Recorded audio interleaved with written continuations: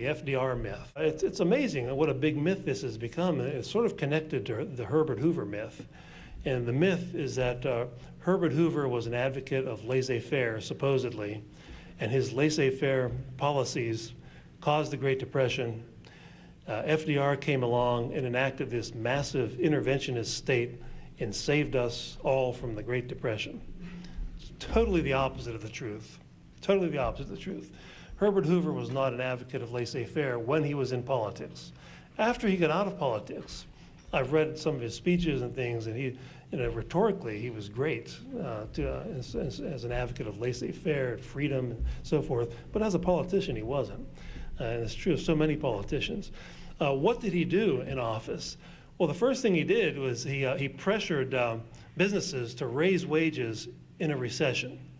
Now, that's awful economics. That's awfully bad economics, because in a recession, when consumer demand is down, business income is down, a lot of businesses are in a position where the only way we can stay in business is temporary pay cuts, because wages are 80 or 90% of our total costs. And so if they go to the workers and say, we'll show you the books even, we can't survive unless we have a temporary pay cut. When things get better, we'll pay competitive wages again. Hoover pressured these businesses to do the opposite, pay higher wages or not cut the wages. And as a result, unemployment became more severe because of this. And so that was basically the agenda of labor unions that he was promoting there. He was a massive public works spender and a massive tax increaser. So among the biggest tax increases in American history up to that point were imposed by Hoover to pay for public works programs, FDR style. He originated the farm cartel, the policy of the government to pay farmers to not grow food, because he thought that would cause higher prices for food, which would help farmers. And we still have these programs today. Maybe some of you might remember a couple of years ago, the great American farmer Sam Donaldson was in the news for having received, I think it was $2 million, big amount of money. I think it was $2 million for not raising sheep on his sheep ranch in New Mexico.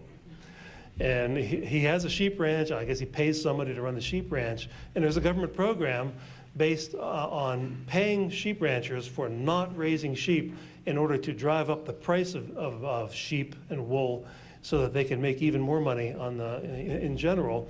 And my friend Walter Williams, the syndicated columnist who I mentioned before, one of his columns, he demanded $2 million from the IRS by saying that I too do not raise sheep. So why do I not get this money? And so, but Herbert Hoover was the originator of this. FDR took it up. The famous Smoot-Hawley Tariff that passed in Hoover administration should be called the Smoot-Hawley Hoover Tariff. It raised the average tariff rate on imports. Tariff is a sales tax on imports from foreign countries to about 60%. And this devastated farmers, American farmers, because American farmers then, as now, exported a great deal of their produce. Now, what happens is, if you put big tariffs like that on imported goods, that means the people in foreign countries get less dollars because they can't buy our goods. I mean, their goods, but we can't buy their goods, they're too expensive. So we don't give them our money. We buy American sugar and wheat and things like that. But since the Europeans have fewer dollars, they have less of an ability to buy our goods, our exports, the things we send to them, which was at the time overwhelmingly food. And so what happened was the dollars going to Europe and other parts of the world dried up because of this. And as a result, they had far fewer dollars with which to buy American goods, especially American farm goods. And then also, of course, they retaliated. They put high tariffs on American goods coming into their countries. And so when the Great Depression broke out, the first big banking crisis was in the farm areas, the banks that bankrolled the farms, because the farmers were devastated by the Smoot-Hawley Hoover Tariff. And that was really one of the things that really, in my view, instigated the whole Great Depression, one of the misguided policies, and that was a Hoover policy. So the idea that he was laissez-faire, a laissez-faire advocate is just not right. And Some of you may have heard of this man I'm going to quote next, Rexford Tugwell. He was Franklin D. Roosevelt's chief domestic policy advisor from 1932 to 1945. He was the top man for a long time. And here's what he said about Hoover. He said, "The ideas embodied in New Deal legislation were a compilation of those which had come to maturity under Hoover's aegis. We all of us owed much to Hoover." That's FDR's right-hand man. And of course, on FDR himself, he didn't end the Great Depression. The unemployment rate before the Depression was about 3%. That was the normal unemployment rate. By 1938, it was still 19%. 1939, the unemployment rate was still 17.2%. The Great Depression never ended before World War II.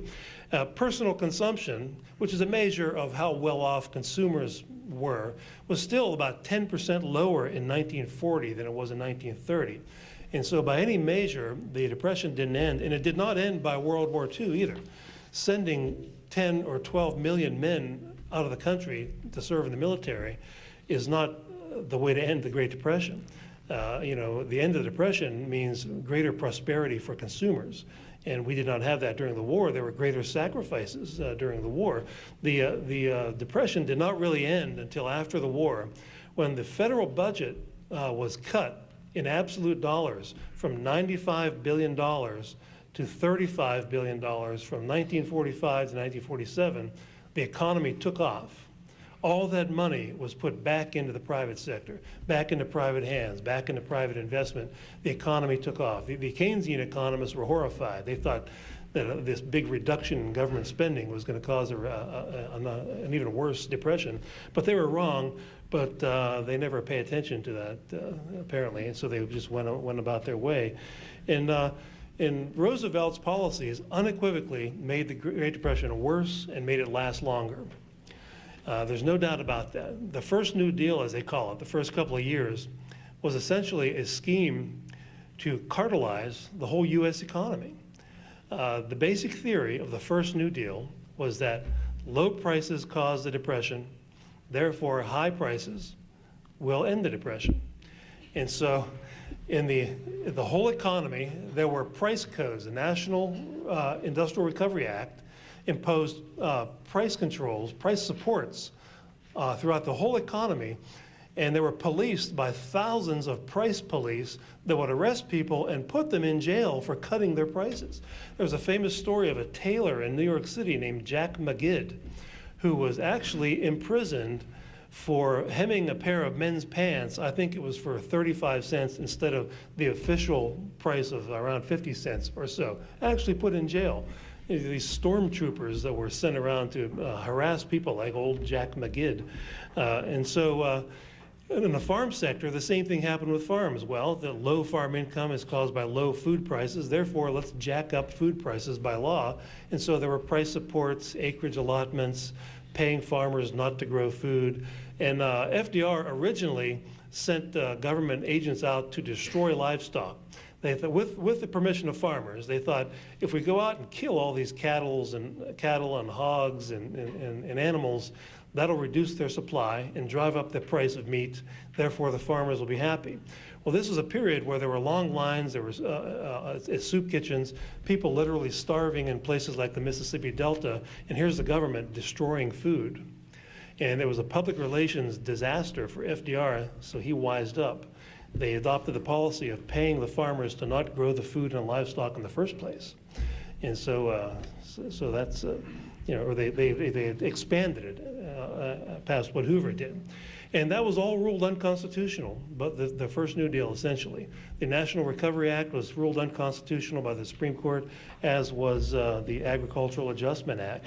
And so restricting production is not the way to help the economy, but that was the whole purpose of the first New Deal. The second New Deal was even worse.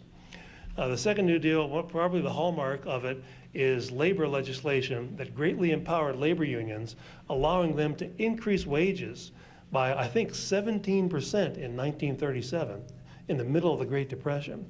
And so what that meant, somebody's waving at me back there. What is that? Time?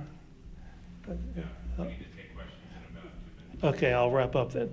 Well, anyway, forcefully raising prices in a recession or a Great Depression will cause greater unemployment. And two economists named Richard Vedder and Lowell Galloway have written a great book called Out of Work. It's a history of unemployment in America. And they estimated statistically that because of these policies that forced up wages in a recession, a deep recession, that the unemployment rate was probably at least 8 percentage points higher than it otherwise would have been, because the unemployment had been returning to near normal in Canada and England and other places.